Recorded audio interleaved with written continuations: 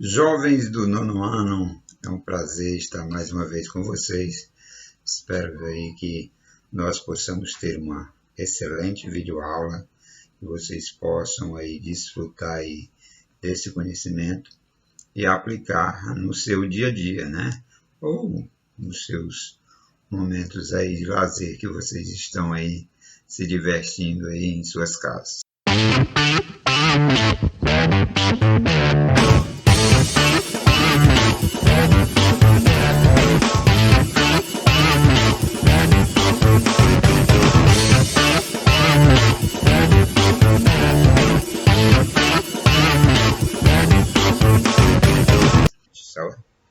Hoje, nós somos da Cooperativa Educacional Nova Vida. Nós primamos pela qualidade e seriedade do nosso ensino e hoje o assunto é estatística, né? Então, nós vamos rever aí um pouco de estatística, só que um pouco mais avançada, né? E aí, esse que vos fala é o professor Roberto Ventura e a nossa disciplina é matemática. Então, vamos lá. Olha só. Então, primeiro você tem que saber o que é e para que serve, né, a estatística. Então, a estatística nada mais é do que o ramo da matemática, a parte da matemática, que nos ajuda a recolher, organizar e interpretar dados para tirar conclusão e fazer previsões do que vai ou pode acontecer, né? Durante essa pandemia, as informações estão levantando aí, ou sendo questionadas aí por estudiosos, né, a respeito de um gráfico, né, e até atingir esse pico, né, esse ponto mais alto. Então, isso vai requerer justamente essas informações estatísticas. Então, essa estatística ela é justamente essa parte da matemática que vai organizar, recolher e interpretar esses dados para fazer determinadas previsões. Ok? Então, vamos lá. Então, ela está envolvida justamente nisso, né? Na recolher e organizar dados, construir gráficos para melhor análise dessas informações, para que as pessoas entendam com mais facilidade, medidas de tendência central, né? Então, para você conseguir analisar, né, essas entradas dentro do universo. Então, para você ter uma visão geral de mundo. Então, a estatística vai envolver tudo isso aí. Olha só, duas coisas que você tem que fazer uma distinção. Primeira é a respeito de população. O que é população? População nada mais é do que o todo, o conjunto de todas as pessoas. Pode ser animal, pode ser objeto, pode ser aquele objeto de análise, o que você está estudando naquele determinado momento. Só que você tem que envolver todos, não pode ficar nenhum de fora. Então, se todos os elementos da população são observados, então você diz que você fez um recenseamento. Quer dizer, ninguém ficou de fora. Você fez um censo ou um levantamento exaustivo, quer dizer, que não ficou ninguém de fora. Você recorreu até o último recurso para pegar todos. Então, população vai envolver todos. Então, por exemplo, se nós, só para questão de análise, se você está estudando algo dentro da sua turma, a população é todos os alunos daquela sala. Então, se você separar só um grupo, então você não está mais envolvendo a população, certo? Agora, se você pegar só uma parte da população, né, que é o que acontece aí na maioria de algumas coisas, se você pega apenas uma parte dessa população, e aí você vai ter a amostra. A amostra só representa uma pequena parte da população. Então, quando você faz a análise apenas de uma pequena porção, né, não envolvendo o todo, então você tem uma amostra. E a partir da amostra, podemos tirar uma conclusão geral de toda a população. Então, disse que quando você faz apenas uma análise da amostra, você fez uma sondagem, certo?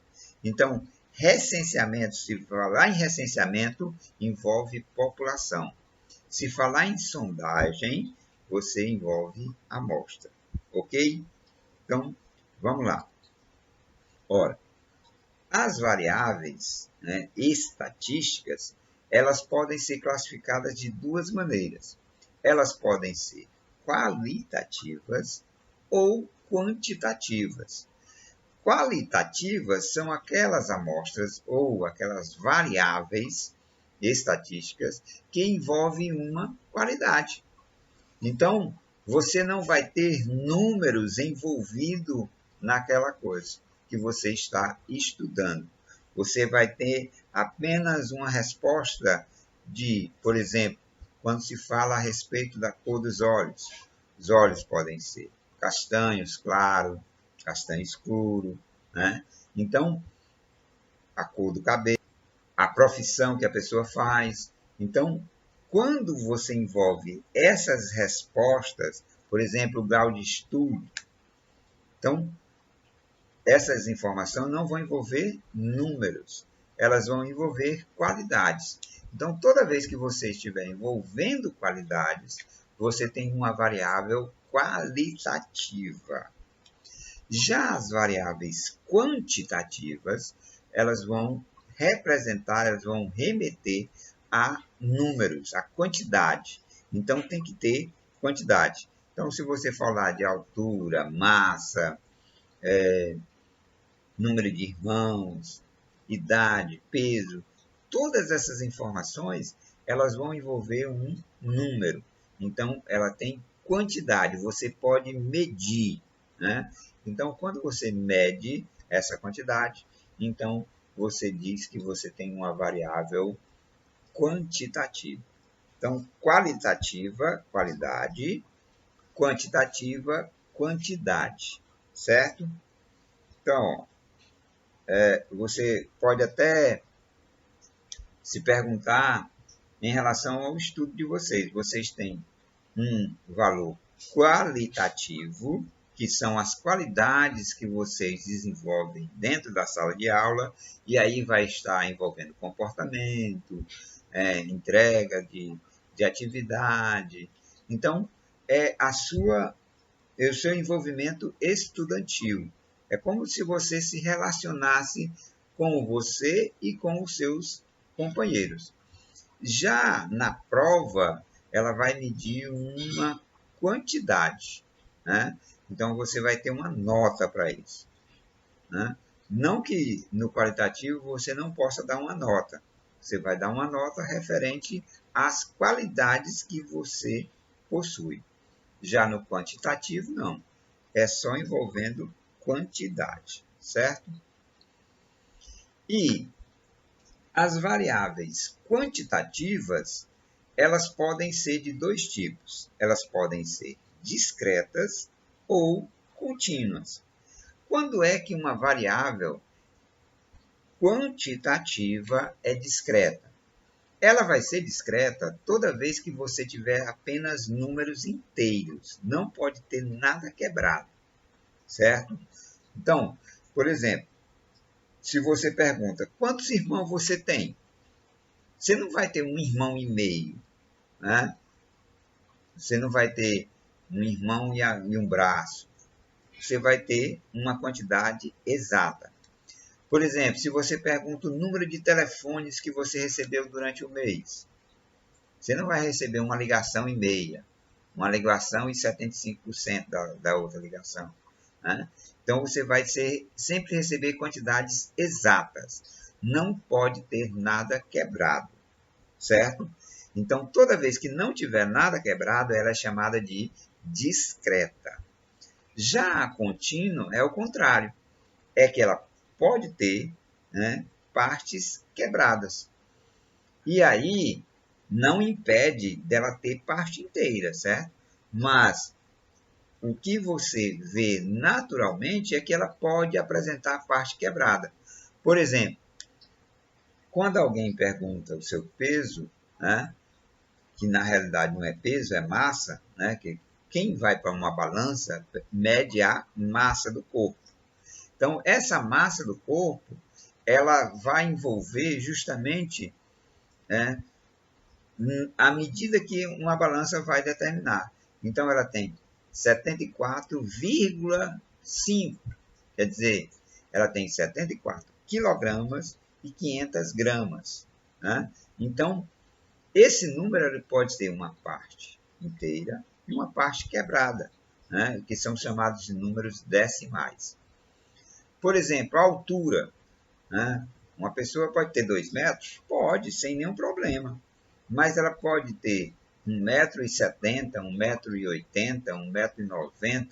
Então, ela tem uma parte, né, decimal aí. A distância da sua casa à escola.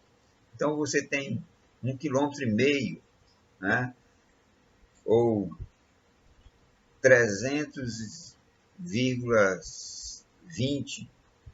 Então, essa parte que tem parte decimal, ela é chamada de contínua. Então, variável discreta, somente coisas inteiras, não pode ter pedaço. Na variável contínua, você pode ter pedaços, certo? Então, pode ser todo inteiro, sem nenhum problema. A pessoa pode ter 2 metros exatos, mas ela pode ter 2,20 m, 1,80 m. Então, se ela pode ter parte decimal, ela é chamada de contínua, ok? E as variáveis qualitativas, elas também se dividem em 2 grupos. Elas podem ser ordinal ou nominal. Quando é que uma variável qualitativa, que representa qualidade, representa, né, ou é chamada de ordinal?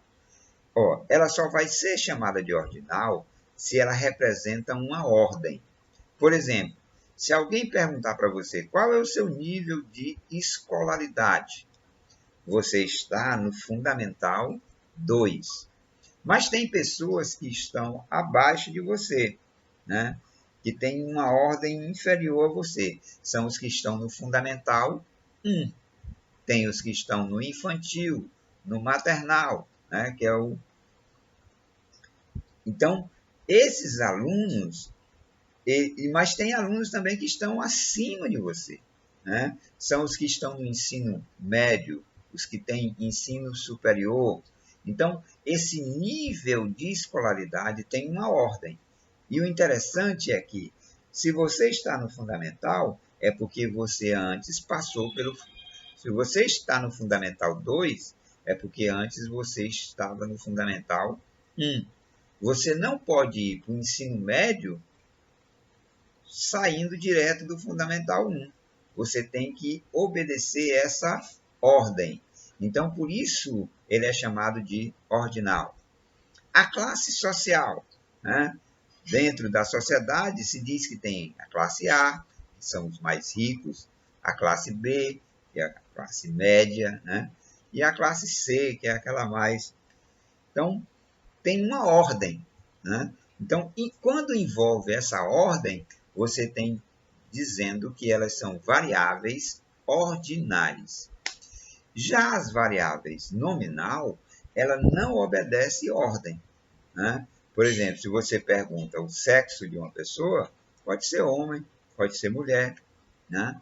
Se você pergunta o estado civil, pode ser solteiro, casado, viúvo, desquitado. Né? Então, se você pergunta a cor dos olhos, você vê que tem uma gama de resposta, mas que não é obrigado a obedecer uma ordem. Se não obedece uma ordem, essa variável ela é chamada de nominal. Ok? Bacana? Então, só recapitulando. As variáveis quantitativas podem ser 2. Discreta, parte inteira. Não pode ter nada quebrado. Contínua, que pode ter parte quebrada. As variáveis qualitativas, ordinal, e nominal. Ordinal quando obedece uma ordem, nominal quando não precisa de ordem. Ok? Olha só, nós vamos aí ver um exemplo para coletar algumas informações.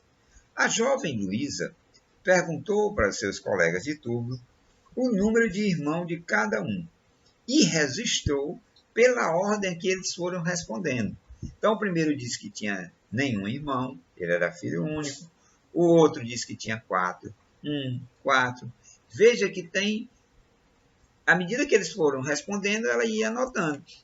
Então, para organizar os dados, essa daí é a parte da coleta, certo?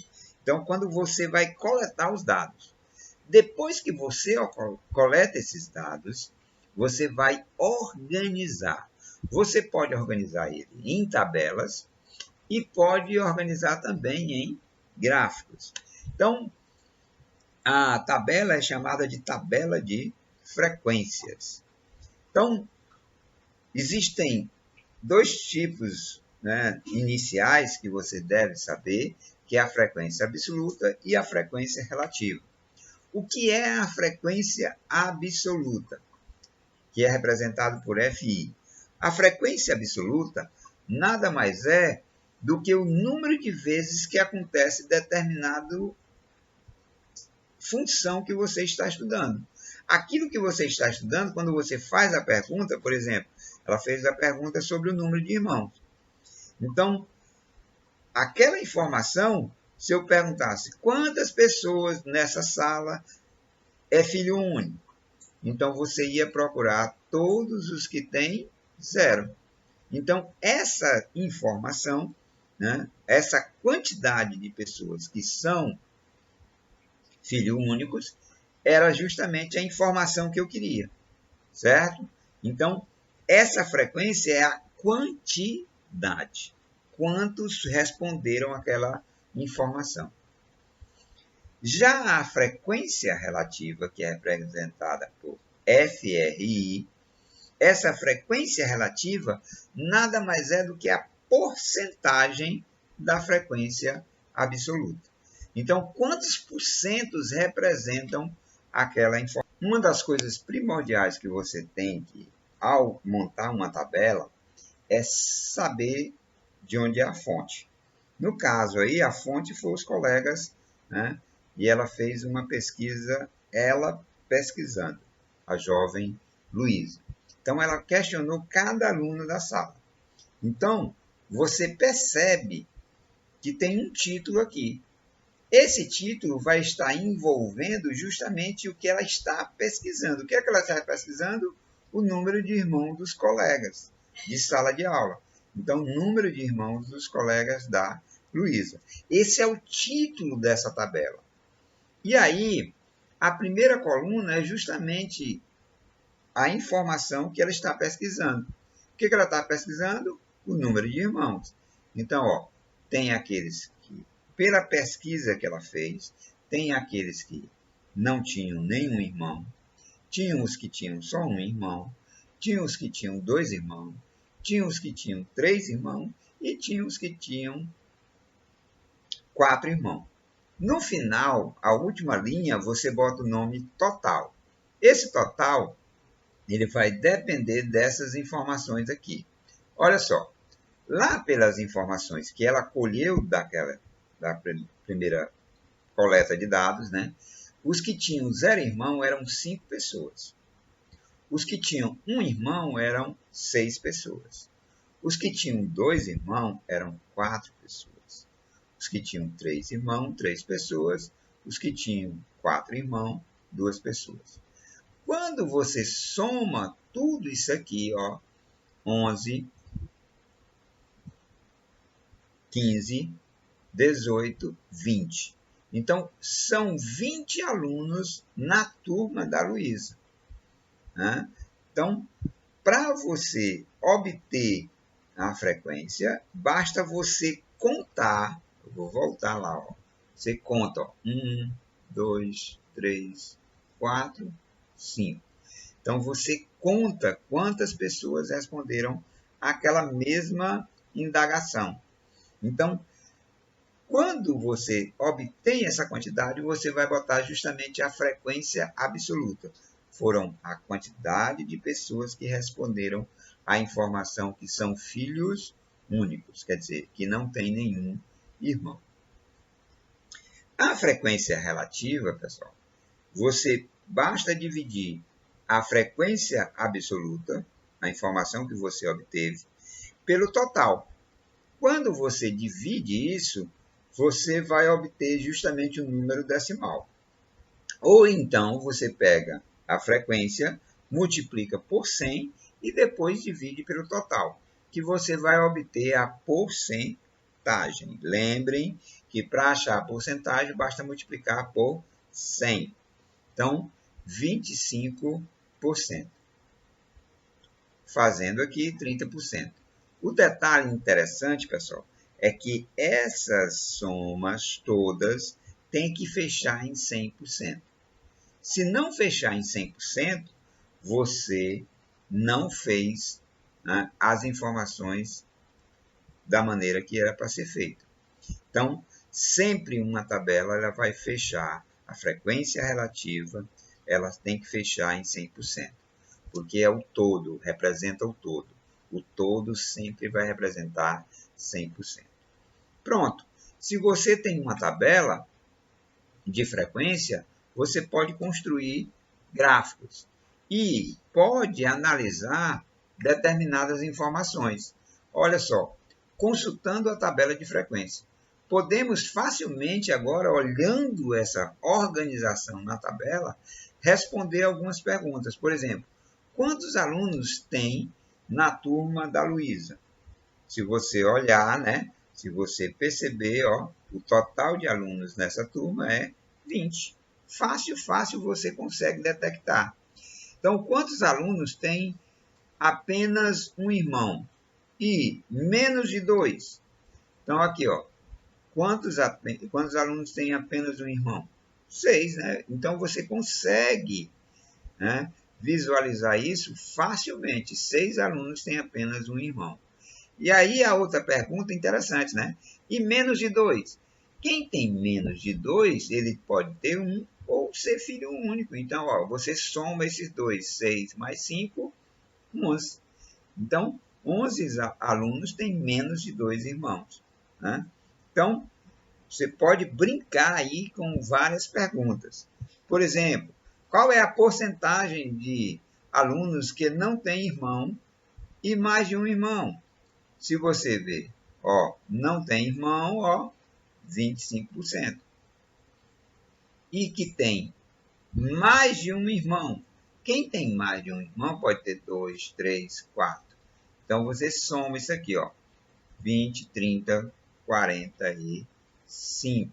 Então, 45% tem mais de um irmão. Então, veja que quando você coloca essas informações em uma tabela, você ganha uma visibilidade maior e essas perguntas ficam fáceis. Se você tiver esses dados brutos assim, ó, às vezes você precisa estar, né, contando detalhe por detalhe. Então, na tabela, você tem uma organização muito maior e essas informações ficam mais visíveis. E, além da tabela, você também pode organizar através de gráficos. E aí tem vários gráficos, gráfico de linha, gráfico de barras, gráfico de colunas, gráfico de setores. Então, essas informações, quando analisadas, né, em gráficos, elas podem, né, vislumbrar, elas podem fazer com que você entenda melhor as informações. Olha só, o gráfico de barras, né? Eu coloquei aqui só um exemplo. No gráfico de barras, você pode botar a frequência absoluta, mas também pode botar a frequência relativa. As informações, tanto faz uma quanto a outra, né? Essas informações são válidas. Então, ó, você olha e percebe que o zero aqui, ó, zero, quem é filho único, são 5 pessoas. Tem um irmão, 6 pessoas. 2 irmãos, 4 pessoas. 3 irmãos, 3 pessoas. 4 irmãos, 2 pessoas. Ou, se for na porcentagem, 25%, 30%, 20%, 15% e 10%. Então, veja que através do gráfico, você pode ter a informação e visualizar com mais facilidade ainda. Dependendo do gráfico ou do estudo que você está fazendo, você pode ter essas informações. Essa era uma introdução breve aí de estatística. Espero que vocês tenham gostado, né? Que você faça algumas atividades para esse conteúdo ficar bem fixo, né? E internalizado dentro de cada um de vocês e possam aplicar futuramente aí nos seus concursos, nos seus, né? Vocês vão fazer testes aí para outros colégios. Então, é um assunto que cai realmente, então não queria que vocês errassem uma questão tão simples e trivial como essa. Então, aproveitem, façam as atividades, me mandem o mais breve possível e até a próxima aula. Valeu!